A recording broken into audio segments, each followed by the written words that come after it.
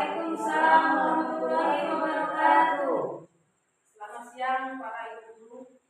Hari ini saya akan diberi bahasan pembelajaran mendalam yang kami dapatkan selama 5 hari mengikuti pelatihan di SD 19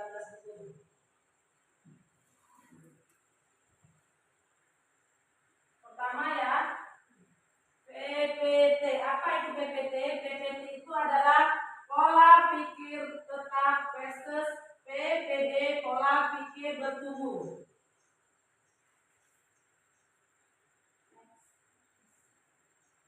Pola pikir lebih penting dari keterampilan. Pola pikir atau mindset adalah fondasi dari keterampilan atau skill set dan alat atau toolset. Pola pikir merupakan cara melihat dan cara berpikir saat menghadapi masalah. Berperan untuk memperluas cara seseorang dalam melihat dan berpikir. Pertama, alat, keterampilan, dan pola pikir. Jenis-jenis pola pikir. Pola pikir growth mindset. Keyakinan bahwa kecerdasan dan keterampilan bisa dikembangkan lewat belajar dan berusaha. Atau pola pikir bertumbuh ya, growth mindset. Pola pikir tetap atau fixed mindset adalah keyakinan bahwa kecerdasan dan keterampilan bersifat tetap dan yang tidak banyak bisa berubah atau PPT, pola pikir tetap. Profesor Lubeck juga melakukan penelitian yang sangat mendalam terkait perbedaan karakteristik antara PPT dan PBB dalam 5 area kunci atau key areas, yaitu tantangan, hambatan, usaha, kritik, dan sukses orang lain. Area kunci tantangan. Untuk pola pikir tetapnya, menghindar agar tetap terlihat cerdas. Pola pikir bertumbuh diterima sebab menjadi sarana untuk belajar. Hambatan, menyerah dengan cepat, bertahan dan terus mencari solusinya. Usaha, mubazir sebab orang cerdas harusnya tidak perlu bekerja keras. Dilakukan sekeras mungkin sebab ini adalah satu-satunya cara untuk sukses. Kritik, untuk PPT-nya, merupakan serangan pribadi yang harus ditolak. Pola pikir bertumbuhnya, semua masukan yang berguna untuk memperbaiki diri. Sukses untuk orang lain, PPT-nya, sebuah ancaman yang membuat kita terlihat kurang sukses. PPB-nya, menjadi inspirasi agar bisa melakukan hal yang sama.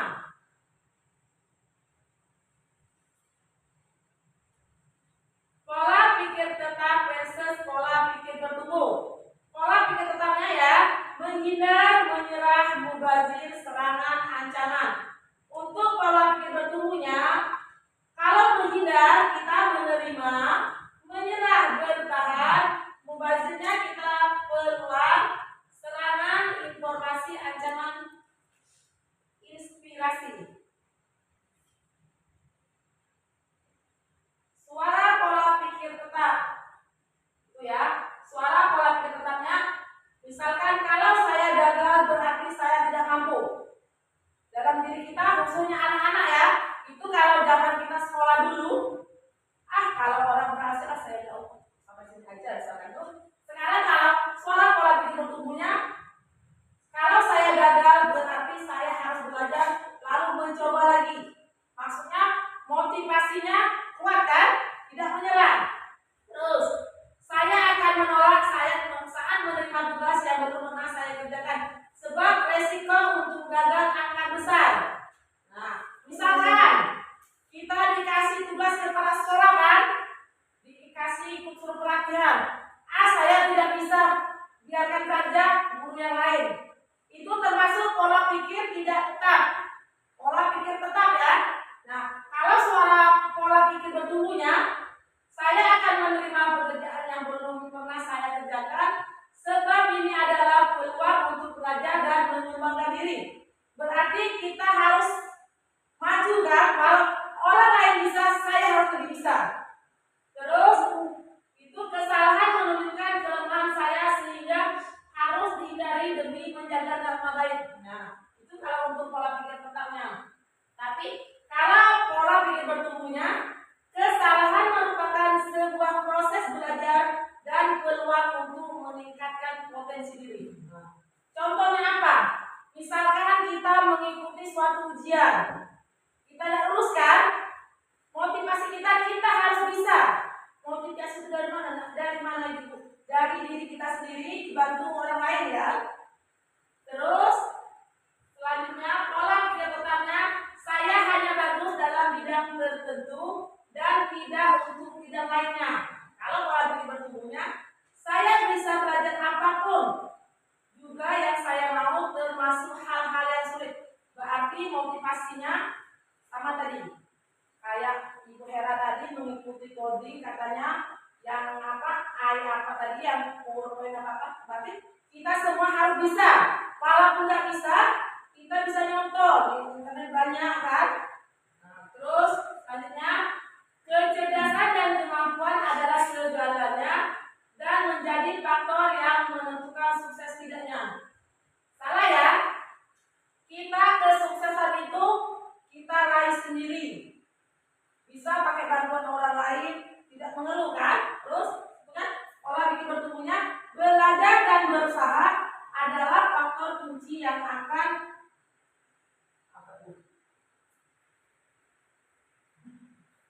ya, maksudnya tuh kalau kita tidak berhasil, motivasi kita apa? Belajar dan berusaha. Kalau tidak belajar, tidak berusaha, misal ya Allah ya Tuhanku, misalkan aku mulai ikut tes, aku takut tidak lulus. Nah, itu belum ada motivasi. Harus apa? Kita harus giat belajar terus. Usahanya gimana? Kita sholat, kita doa, belajar, berusaha kan? Terus ya itulah yang dapat saya ini kan.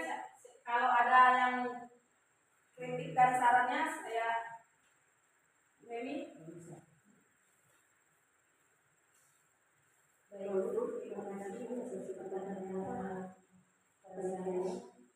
tadi dari materi yang disampaikan itu PBB dan PBB. Jadi di sini yang kami pertanyakan dalam pelajaran dalam komputer ini tersebut. Jadi untuk menuangkan pola belajar PPT dan PPT ini ke pembelajaran, misal dalam contoh belajar PKN saja itu seperti apa pembelajaran ini? Jadi mendalam itu seperti apa gitu kan? Digali lagi atau seperti apa gitu kan? Dari PPT dan PBB-nya tadi. Oke, terima kasih ya Femi ya. Kalau dalam pembelajaran sebenarnya kita ini masih kalau kurikulum tetap berbeda ya. Tapi kita sekarang direvisi lagi menjadi pembelajaran mendalam. Kalau LPP-nya kemarin misalkan yang kita masukkannya profil pelajar Pancasila, untuk sekarang kurikulumnya 8 dimensi lulusan ya. Nah, untuk ininya ya pembelajaran berarti siswa tadi Bu disuruh ibaratnya lebih aktif dari sebelumnya. Soalnya pembelajaran sekarang kan anak-anak kelas 1 itu pelajarannya kalau pribadi ya, kebanyakan pelajarannya sudah capaiannya sudah tinggi, sudah ke ranah-ranah coach ya. Nah, jadi kita kalau mengajarkan anak ke pola pembelajaran, contohnya PKN ya, PKN tadi kita anak-anak tadi kalau kita tampilkan pembelajarannya, sekarang banyak ya contoh-contoh di YouTube itu supaya pembelajarannya lebih bermakna, kita bisa cari inspirasi. Misalkan tentang kalau pelajaran khusus kelas 4 tentang IPAS misalkan, kita cari di YouTube itu tentang YouTube-nya tentang apa? Tentang misalkan bagian tumbuh-tumbuhan. Jadi anak tadi sewaktu kita menjelaskan pelajaran, dia tadi termotivasi lewat apa? Lewat internet atau lewat tayangan cerita yang kita tayangkan. Jadi anak-anak tadi mudah mengerti kan? Tapi yang salah satunya kita di sini internet salah satu kendala kita yang bilang, jadi kurang bisa berjalan maksimal. Tapi kita bisa langsung ininya dalam pembelajaran kita kasih contoh langsung. Kita kasih contoh langsung, misalkan tumbuh-tumbuhan yang ada di sekitar, atau kalau gambar-gambar pelajaran PKN tadi gambar-gambar pahlawan, kan bisa kita tampilkan. Ya. Baik, satu lagi.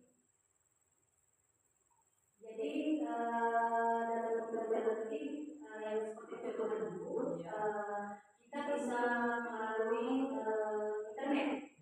Jika kita melalui internet, tadi sama yang disebutkan Ibu Vera, kita bisa melakukan tayangan seperti yang Ibu lakukan. Jadi bisa diserap, bisa mengerti anak gitu ya. Jadi pembelajaran mendalam tadi artinya pembelajaran yang harus digali, yang supaya pembelajaran itu lebih bermakna. Iya, baik. Terima kasih Bu untuk jawaban saya Bu. Menguasai sedikit. Coba saya dulu Bu. Nah, baik, terima kasih pada waktu yang diberi pada saya. Nah, ini tadi kita sudah belajar PPT dan PPT ya Bu ya. Nah, sekarang mengapa kok PPT itu sangat dibutuhkan sekarang ini? Itulah, terima kasih. Oke, terima kasih pertanyaan yang bagus ya. Kalau kita zaman kita kemarin Bu ya, zaman kita kemarin kita sering ini loh, misalkan teman maju kan, kamu gue yang maju, aku enggak lah di sini balik, aku enggak bisa. Nah, itu berarti pola pikir kita tetap apa Kak? Pola pikir tetap enggak ada maju. Istilah kita tuh kalau sekarang bahasa, kalau menurut kemarin kan, menurut kita hasil kita pelatih 5 hari, kata Ibu Isnya tuh suuzon, berarti berburuk sama pada diri sendiri, nggak ada motivasi kan. Tapi sekarang kita dituntut untuk apa? Untuk pola pikir bertumbuh. Kalau orang misalkan Bu Hera kuliah S2, saya walaupun apa saya pun harus sama, berarti kita ada motivasi. Nah, misalkan teman tadi beli kebun, misalkan, oh saya kepingin juga, harus usaha kita. Jangan kalau kawan maju, misalkan kawan maju kan, maju dong kamu, aku coba di sekolah, nah, berarti tidak tetap pikirannya jangan pola pikir kita nggak ingin maju. Ya, oke? Ya, baik Bu. Di sini terima kasih saya sudah diberikan kesempatan bertanya. Saya ingin bertanya tentang di situ kan ada suara pola pikir tetap atau PDT tadi dan suara pola pikir bertumbuh. Nah, di sini kalau kita terhadap dengan siswa, di sini kita sering menemukan banyak siswa itu yang malas dengan alasan aku tak acak. Nah, ini yang sering kita temuin Bu.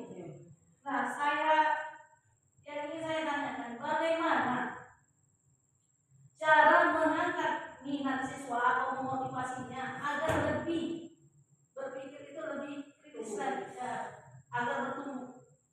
Karena kadang-kadang kebanyakan siswa ini walaupun kita sudah motivasi masih tetap seperti itu. Nah, yang saya inginkan motivasi yang seperti apa? Ya, saya akan bantu. Oke. Terima kasih ya Bu Hera Kurnia.